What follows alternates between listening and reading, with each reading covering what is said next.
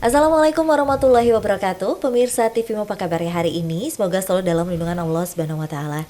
Senang sekali saya Reni Risti kembali hadir menemani Anda dalam program podcast TV Show TV Muhammadiyah, ngobrol sering tanpa boring, cuma di sini tempatnya.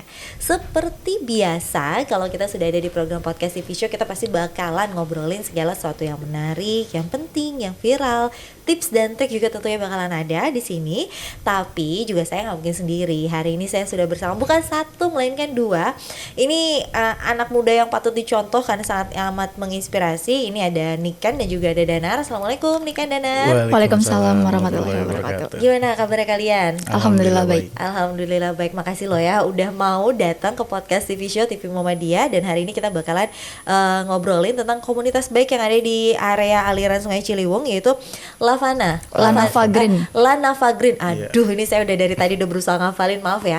Lanava Green. Nah, Lanava Green itu apa? Saya bakalan cerita, tapi sebelum saya cerita, saya mau ngasih lihat dulu sama pemirsa TVmu sebenarnya kondisi Kali Ciliwung dulu sama sekarang itu kayak gimana sih perubahannya? Sungai Ciliwung adalah sungai yang bersejarah bagi ibu kota Batavia pada saat era kolonial Belanda. Airnya sangat bersih digunakan untuk air minum dan sungainya sebagai jalur transportasi perdagangan. Sungai Ciliwung terletak di ibu kota Jakarta dengan panjang aliran 120 km dan daerah aliran sungai seluas 387 km. Wilayah yang dilintasi Ciliwung adalah Kabupaten Bogor, Kota Depok, dan Jakarta. Roda perekonomian Jakarta yang begitu pesat mengakibatkan arus urbanisasi begitu cepat. Kurangnya pengalaman dan pendidikan warga desa ke ibu kota mengakibatkan banyak warga yang membuat pemukiman di bantaran Sungai Ciliwung. Buruknya penataan infrastruktur di bantaran sungai mendukung populasi masyarakat urban yang menjadikan nasib sungai menjadi kotor dan berbau. Hal ini dibuktikan adanya kontaminasi bakteri E. coli lebih dari 90% menurut Badan Pengelolaan Lingkungan Hidup Daerah BPLHD Jakarta tahun 2011. Permasalahan lain selain kampung kumuh bantaran sungai ialah limbah perusahaan. Studi Badan Pemeriksa Keuangan atau BPK selama 4 tahun yang dipublikasikan 2014 silam menyebutkan 17 perusahaan rajin membuang limbahnya di sungai tersebut.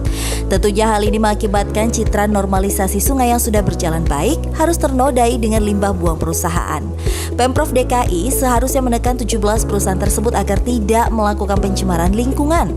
Salah satu cara yaitu mencabut perizinan atau menangani permasalahan limbah perusahaan. Wajah Sungai Ciliwung saat ini dengan program normalisasi dan pembersihan sampah sungai menuai hasil yang positif.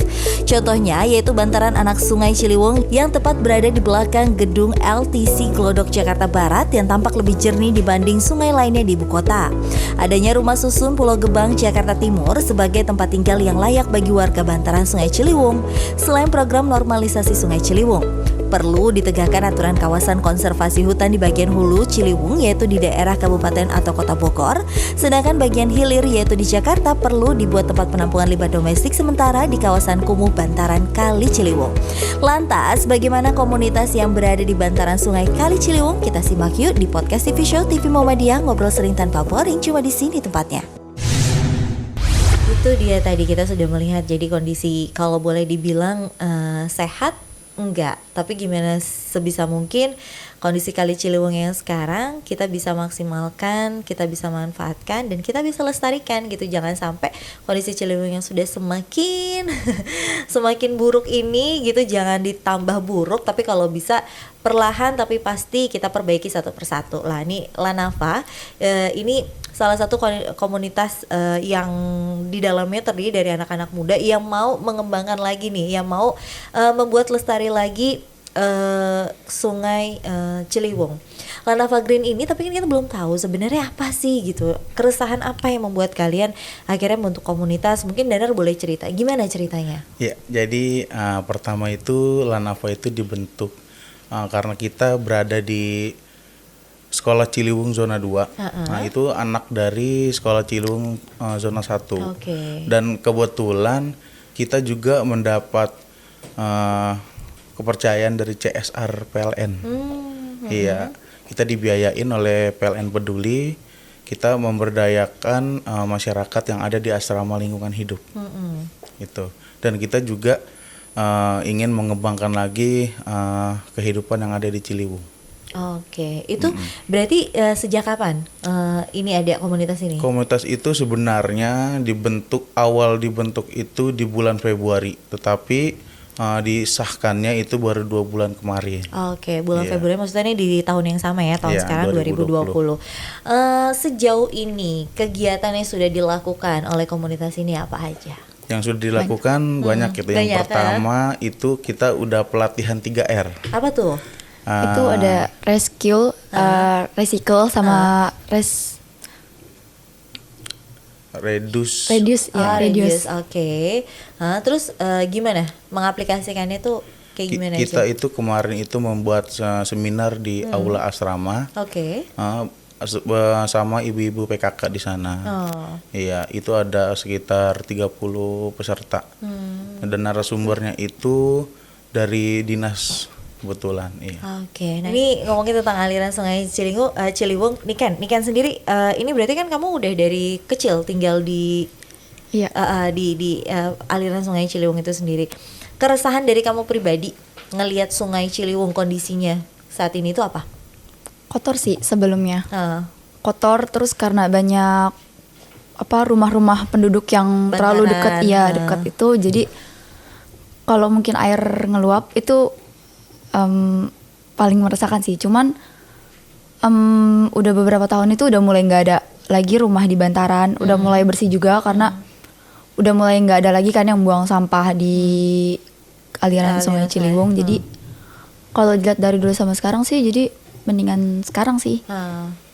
Oke, kan yang karena sebenarnya apa sih proses pelebaran Sungai Ciliwung itu kan juga penting ya, makanya banyak banget yang udah mulai larangan untuk tinggal di bantaran sungai Iya. untuk semakin melebar itu Sungai Ciliwung sendiri. Tapi kondisinya kalau dibilang sehat tentu masih Masih jauh Masih dari jauh. dari kata sehat. Tapi yang penting gimana caranya kita berusaha untuk peduli terhadap lingkungan ini, karena boleh dibilang Ciliwung itu nggak satu-satu sebenarnya, salah satu sungai yang paling terkenal kan di Iya, Jakarta, iya. gitu. Jakarta. Orang tuh kalau inget Jakarta ingetnya apa ya? Ciliwung. Ciliwung, benar gitu. Tapi kalau dilihat secara tampilan kok jadi kayak nggak membanggakan Iya, juga gitu betul. sebagai warga Jakarta.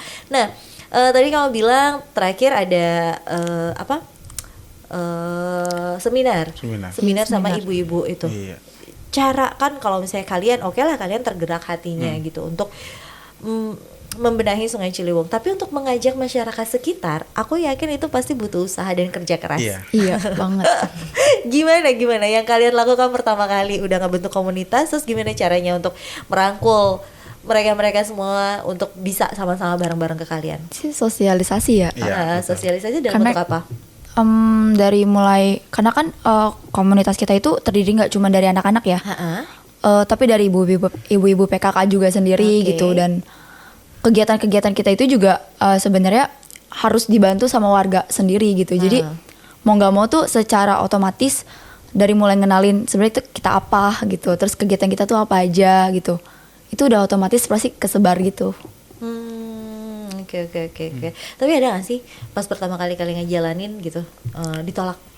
Pertama ngejalanin sih sebenarnya nggak ada penolakan, alhamdulillahnya, karena di situ kita punya tujuan yaitu memberdayakan masyarakat. Oke. Dan alhamdulillahnya dari asrama tersebut, mau dari dinas ataupun dari RW setempat itu menyetujui, Mendukung. Oke. penuh untuk anak-anak muda bergerak untuk lingkungan. Oke, jadi dari awal sudah ada support system yang cukup mumpuni gitu. Kalian kalau dari anggota komunitasnya sendiri udah ada berapa nih sekarang sampai dengan sekarang? Sekarang sudah 50 lebih. Wah, lumayan banyak. Itu semua areanya di satu area yang sama di tempat Iya. kalian. Iya. Iya. Oke, kegiatan yang sudah berjalan selain tadi ada seminar apa lagi? Ada kita kemarin itu sempat bikin hidroponik. Alhamdulillah udah berjalan juga hidroponik, dan juga kita meneruskan lidah buaya markisa. Sebenarnya kegiatan-kegiatan itu kita bangun kembali di masyarakat. Oke. Iya. Itu masih di lingkup yang sama. Iya. Iya masih. Itu aku agak bingung deh, karena kan sebenarnya gini, komunitas peduli Ciliwung itu banyak banget setahu aku. Alhamdulillah ya gitu, alhamdulillah kita perlu mengapresiasi masing-masing. Tapi dengan kegiatan yang berbeda-beda, ada yang Iya. fokusnya di aliran sungai, Iya. ada yang fokusnya di sisi kanan kiri sungai, Iya. ada yang fokusnya ke masyarakat. Pokoknya masing-masing tuh kayak punya yang berbeda. Kalau kalian ini sendiri lebih fokusnya berarti kemana? Pemberdayaan. Pemberdayaan masyarakatnya. Oke, ke pemberdayaan masyarakat, yang gimana masyarakat di sekitar lingkungan Ciliwung itu bisa memaksimalkan apa yang ada, lebih Iya, kayak gitu. memanfaatkan lingkungan. Oh, memanfaatkan lingkungan. Iya. Oke. Nah, terus kalau kalian sendiri dengan komunitas-komunitas lain yang ada di sekitar Ciliwung itu ada ini nggak sih? Maksudnya saling berkomunikasi nggak sih?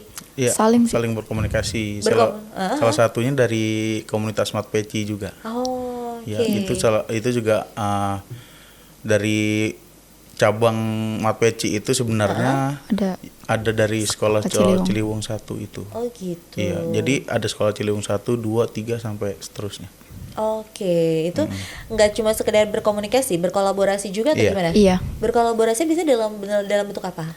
Kemarin kita ada yang ngalur sungai Oh, itu. yang susur Nah, sungai. susur sungai itu dari sekolah Ciliwung Zona 1. Oh, gitu. Iya, kita kerjasama. Oke. Wah, ini kayaknya seru banget ya. Nanti kita tanya-tanya lagi deh tentang keseruannya. Sekalian saya mau nanya ini, sekolah Ciliwung 1, Ciliwung 2 itu maksudnya apa? Saya jujur saya belum paham, nanti dijelasin ya. Untuk kita jangan kemana-mana, tetap di podcast TV Show TV Muhammadiyah, ngobrol sering tanpa boring. Cuma di sini tempatnya.